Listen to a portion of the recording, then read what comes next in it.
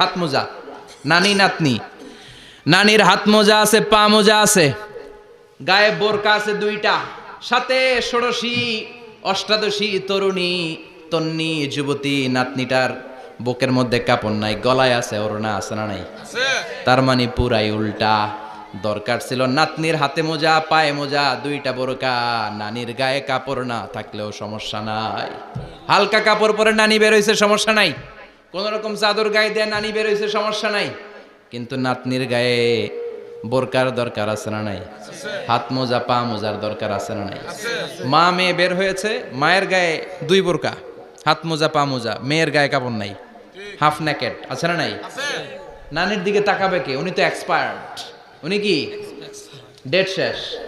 কথা বলেন, কেউ তাকাবে? তাকাবে ওই ষোড়শী অষ্টাদশী তরুণী তন্নি যুবতীর দিকে, ঠিক কি না?